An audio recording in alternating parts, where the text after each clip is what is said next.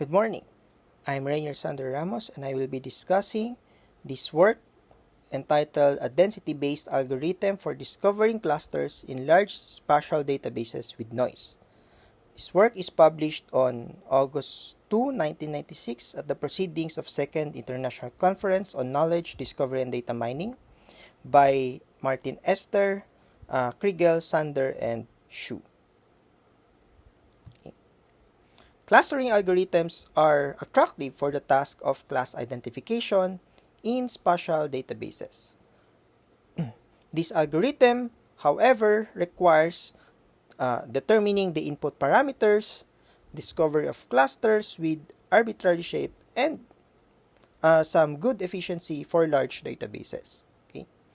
In this paper, a new clustering algorithm, which is DBSCAN, is presented, which relies on a density-based notion of clusters.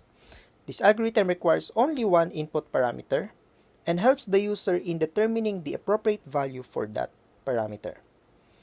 An experimental evaluation is performed to measure the effectiveness and efficiency of DBSCAN using synthetic data and real data, which is the Sequoia 2000 benchmark database.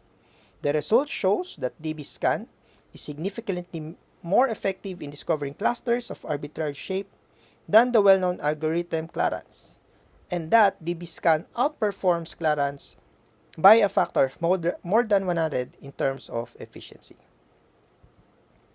This will be the outline of our discussion. Okay.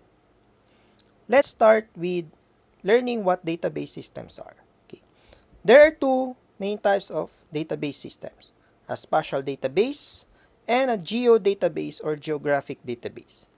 Spatial database are relational databases with spatial data represented by points, lines, and polygons.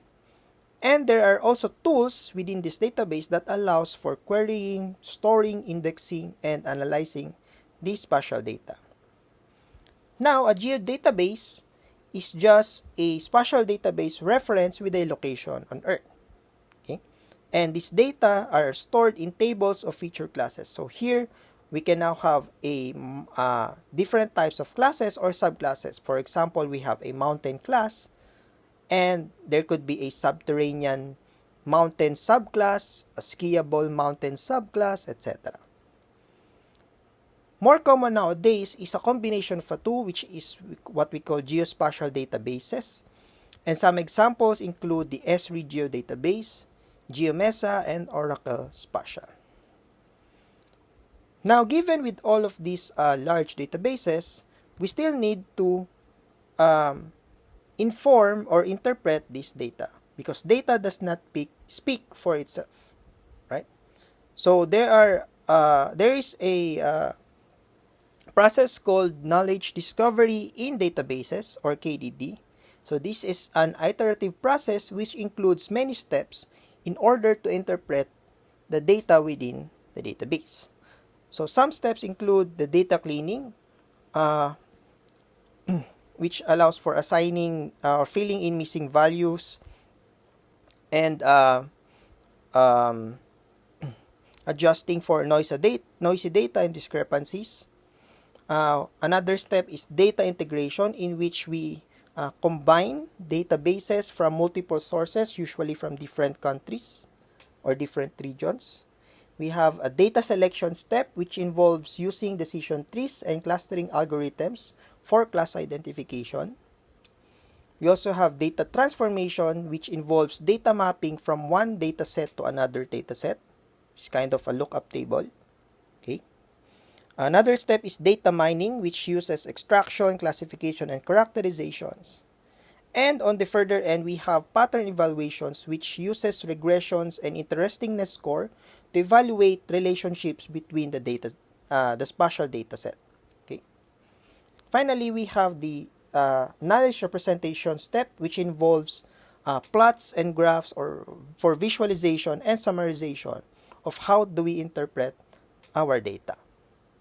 For this specific paper, we focus on clustering algorithms, which is part of the data selection. There are two main types of clustering algorithms, a partitioning algorithm and a hierarchical algorithm. In partitioning algorithm, a cluster is represented by a gravity center, which is a k-means clustering, or any object located near the center, which is a k-medoid algorithm. So for example, here, we have k-means clustering for the within the region of the Amazon in South America. Okay? So in partitioning algorithm, usually it requires a predefined knowledge of how do we cluster our data set. So in this specific example, we can visualize or we can check the temperature around Amazon region or Amazon River, and we can find that there could be at least 6 natural clusters, and so we partition the region into 6 different clusters. On the other hand, hierarchical algorithm uses dendrograms, which are created either from leaves up to the root or from root down to the leaves. Okay. Hierarchical algorithm usually is used for data set which we do not have any predefined knowledge of how many clusters we need. For example, in this figure, we apply a dendrogram for evaluating urbanization in a census block region. Okay? So, by using the squared Euclidean distance, which is the y-axis in our dendrogram, we can sort out and cluster each of our regional census block if they are less urbanized, more urbanized, and even more we can determine if they urbanized near a valley or near a river basin. Okay. So, in the end, there are many challenges in clustering algorithms. This can involve minimizing the number of input parameters and determining appropriate values. So we might ask, how many natural clusters do we expect from our data? What even is a natural cluster? Okay. Another problem is to discover clusters of arbitrary shape. Of course, in looking our spatial data, it's not just the regular polygons. There could be some other convex hull polygons, etc. What even is a boundary? What defines the boundary between each of these polygons or of these clusters? Where does a river start or end? And how do we distinguish between the clusters and the outliers or noise in our data set? There's also a problem about efficiency. So, in large databases, there are thousands or even could be millions of objects or data points in there. So, how do we find an algorithm efficient enough to cluster all of these objects? And particularly in the hierarchical algorithm, we have to know how do we terminate building those leaves or roots from our tree, from our dendrogram. Up to what level do we keep partitioning the data? Okay.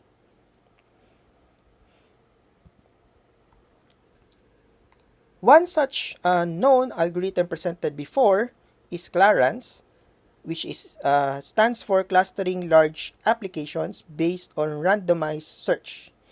This algorithm is introduced by Nang and Han in 1994, and it's a more efficient and effective k-medoid algorithm. Okay, so just a brief overview of Clarence. These are the following steps. You run the search once for each k from 2 to n. So here, that's how we discover clusters. For each discovered cluster, we calculate a silhouette coefficient, which I will not be expounding more. But the k clustering with the maximum silhouette coefficient is chosen as the natural clustering. And the natural number of clusters will be set to that value k. Okay. So, for example, in here, we have a visually we can observe that there are two natural clusters. So if we run Clarence on this and measure the silhouette scores with k equals 2, then we will have a silhouette score of 0.8062. Okay. But if we run Clarence, applying that k equals 3, then we could see that the silhouette score goes down.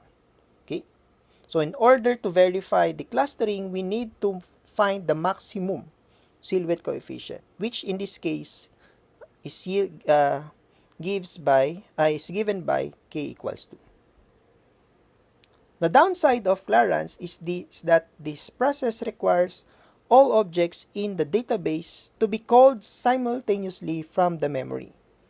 Okay? So, kailangan i-load lahat ng data points simultaneously and then define which cluster are you, etc. And for very large database, for a million number of data points, then this will be very inefficient. Okay.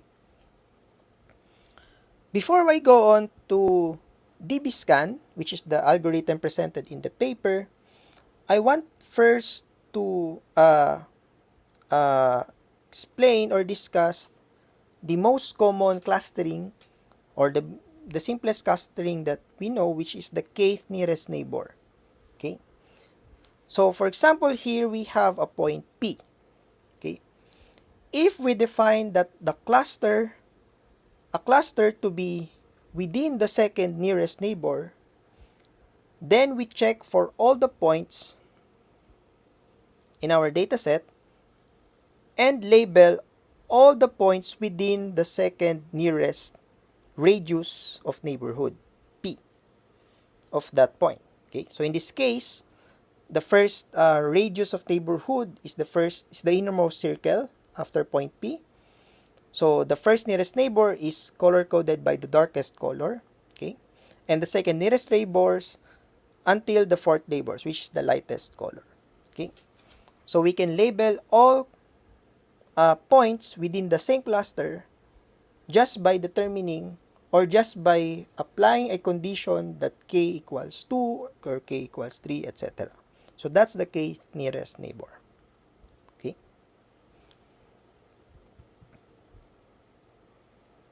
Now let's explore DBScan, the algorithm presented by this paper. So DBScan stands for Density-Based Spatial Clustering of Applications with Noise. This algorithm needs two input parameters, EPS and mean point. EPS determines the radius of neighborhood of any point P. Okay, so we say that the EPS neighborhood of P includes all the points that is inside this radius of neighborhood. Okay, so that is defined by all the points inside the red circle in this figure. Okay, now the minimum points determines the minimum number of points that should be inside an EPS neighborhood. Okay, so these two parameters work hand in hand. We cannot set an epsilon, a radius epsilon or EPS, if the minimum points inside that EPS is 0. So there should be at least one within that neighborhood. Okay. Now, some points may violate that rule, and these are the border points. So from this figure, we can see that Q, for example, here is an example of border point. So the blue circle determines the EPS, right? The EPS neighborhood of point Q. However, even if we set minimum points to be 6, the border points violates that minimum number of points. Okay, because border points will always have lower number of points in their neighborhood because they're in the border, right? They're in the edge of that cluster. Okay? Unless toroidal yung lattice na gagamitin natin, but of course, hindi naman yung nag-a-apply mostly in our spatial data. So, we have these the border points and core points. So point P here is a core point because it follows the minimum points within the EPS neighborhood point P. Okay. Now we can define some terms knowing these EPS and min points. A point Q is directly density reachable, DDR, from point P if point Q is within the neighborhood or inside the EPS neighborhood of P, and if P is a core point. Okay. So here, border points are always directly density reachable from one core point, at least one core point. But core points are not directly density reachable from border points. So, in that sense, DDR is not symmetric. However, a core point is always DDR from another core point and vice versa. So, dun lang nagiging symmetric. Right? Doon lang nagiging symmetric. So, ano ba yung analogy nito? So, for example, let's say point P is a hospital, right? And we have a residential unit in point Q. Now, if someone from point Q wants a checkup, well, the most likely choice for point Q is to go to point P kasi siya yung pinakamalapit. Kaya, directly density reachable siya, right? From point P. However, for emergencies, for example, since point P is a core point, it needs to cater a lot of points within its neighborhood, including the border points, right? Including Q. So, kung kailangan ng ambulance, usually less likely for point Q to get an ambulance, right? Because maraming kinikater si point P. Kasi nga, core point si point P. So, that's just some analogy. Okay? So, that's DDR. Now, this can be generalized into a density reachable. A point Q is density reachable from point P if there is a chain of points from point Q to point P, and these points are directly density reachable from each point. So, meaning lang nito, point Q is generally density reachable from point P kapag mayroong series of core points in between them. Okay? So, by generalization, all DDR implies DR, but not vice versa. Okay? So, in that sense, DR is also not symmetric. Okay? Core points are density reachable from another core point, but border points is density reachable from core point, but core point is not density reachable from a border point. Okay? Now that we've defined reachability, then we can define connectivity. A point Q is density connected from point P if there's another point O such that both P and Q are density reachable from O. Okay, so in this case, si O is is density reachable from both point Q and point P. Hence, si point Q is density connected from point P.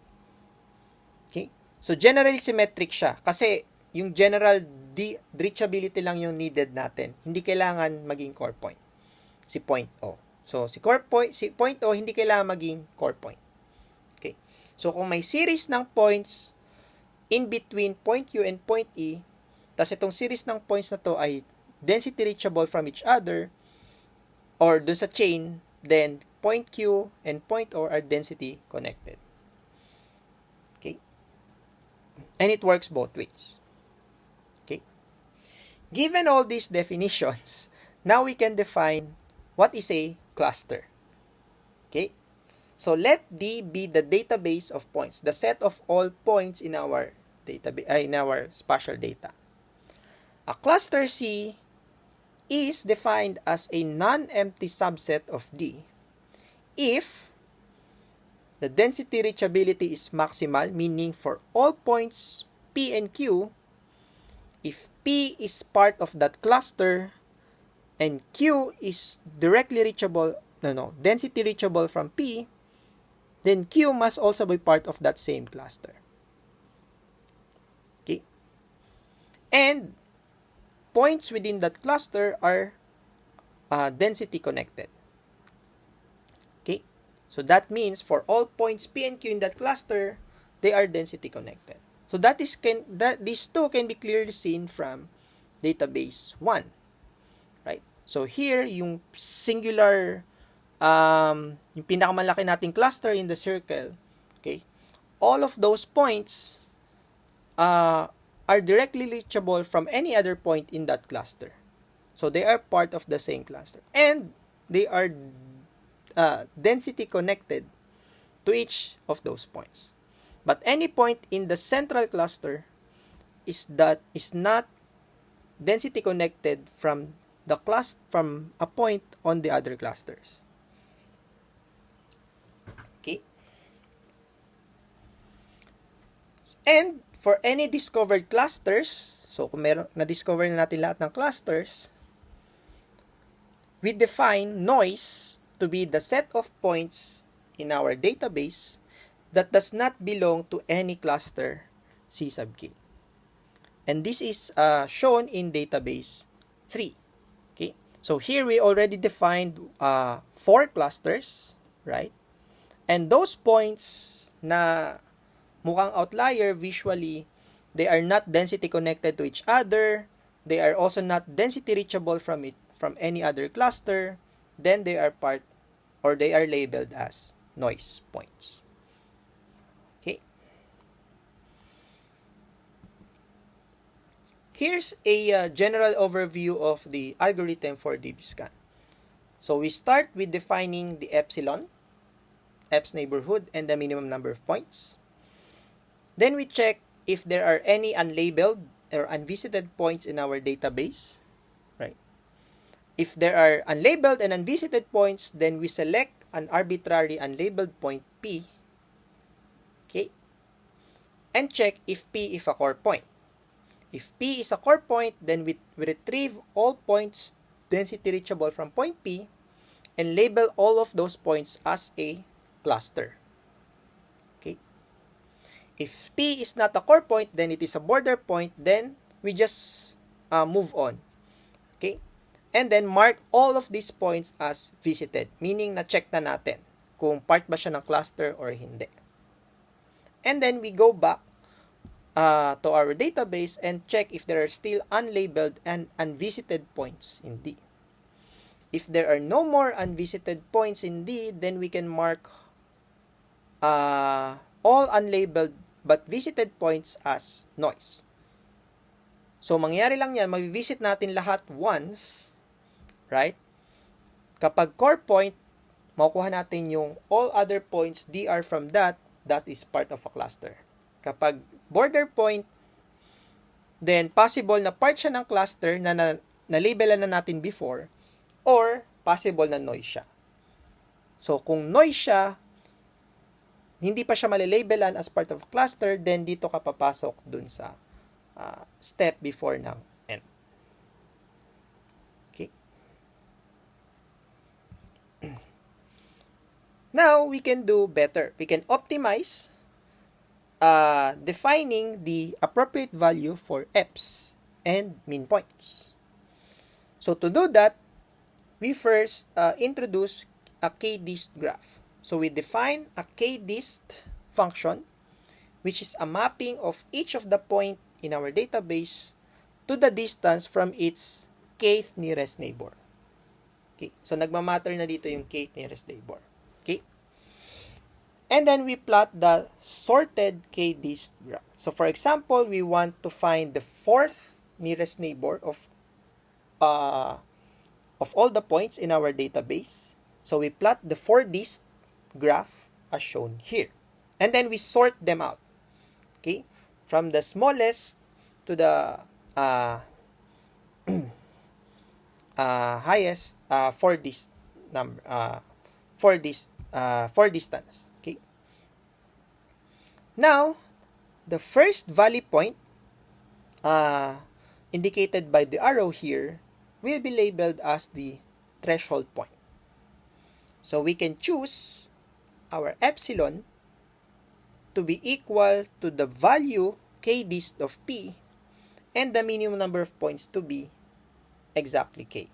So in this case, since for dist, whatever yung k dist of p at this threshold point, yun yung epsilon natin, and mean points will be 4. Right? So bakit important to? Kasi all the points that are to the left of the threshold point will naturally be noise.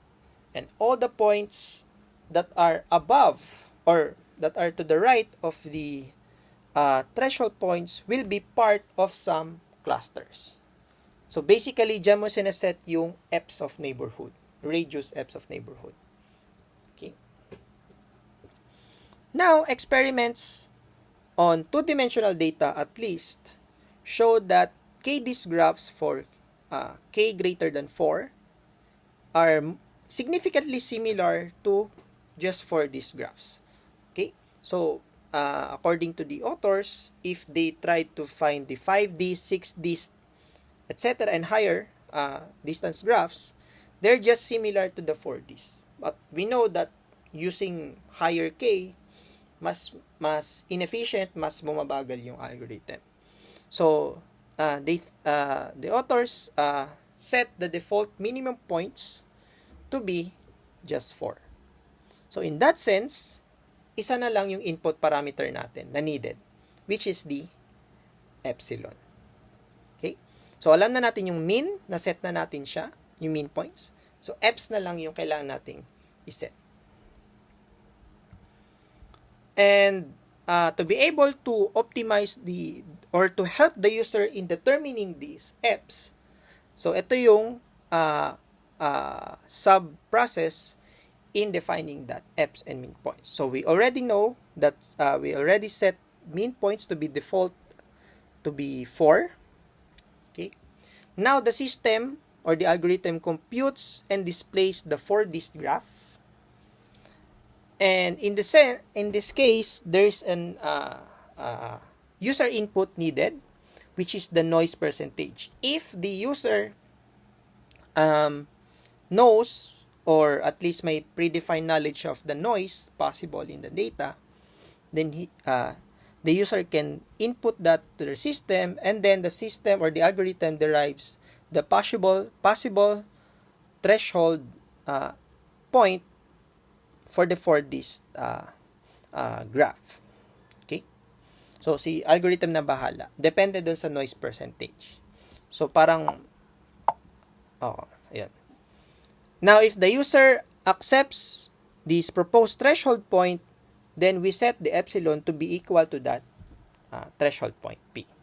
If the user does not accept this, meron pa ring choice to manually select the P-thresh depending on the location o kung saan ipipinpoint ng user dun sa k-dist graph. Okay. Applying this DBSCAN and Clarence and comparing with Clarence to the synthetic databases.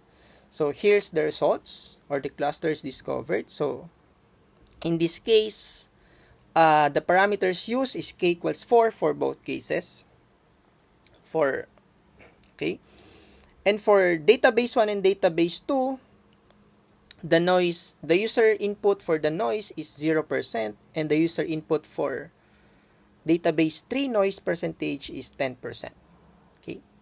So we can clearly see by the color identification of the clusters that in Clarence, usually the clustering splits if there is a very large cluster, which is shown in the largest cluster in database 1. Okay, or if the clusters are sufficiently close enough. Okay, so you can see here even in database 3, yung Y cluster sa baba na miss label ni Clarence. Okay, so And wala ring notion of noise si Clarence. So, Clarence assigns all points to the closest midoid. So, even sa database tree, kahit may mga noisy data points tayo, nililabelhan pa rin as part of some cluster ni Clarence. However, in the DBScan, sobrang accurate ng pag-label, pag-distinguish between clusters, and pag-detect ng noise. So here, database 1 is clearly, we have 4 clusters. Database 2, there's a clear, ilan to? 4 clusters. And in database 3, 4 clusters din. And the gray ones are not part of any clusters. They are just the noisy data points. Okay.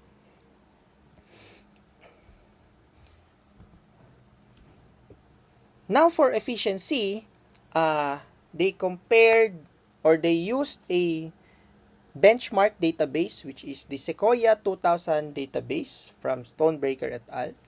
Okay. So this database has 4 types of data: a raster data, a point, polygon, and a directed graph data. All in all, it contains around 63,000 Californian names of landmarks, which is approximately 2.1 megabytes in total. And this dataset is extracted from U.S. Geological Survey's Geographic Names Information System. Okay. And here's the plot of the runtime in seconds of increasing sample data points from the Sequoia database. Okay.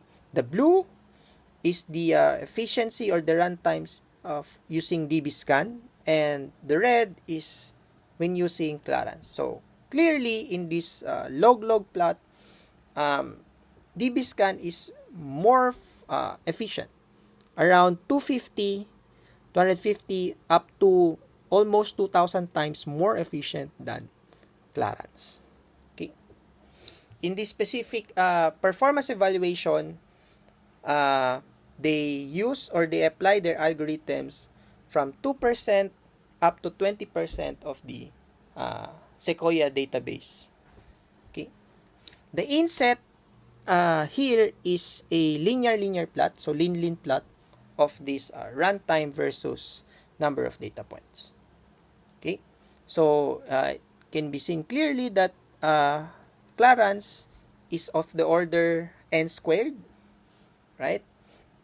Quadratic, and DBScan is of the order n or linear time complexity. Okay. So in summary, clustering algorithms are very helpful for class identification in spatial databases.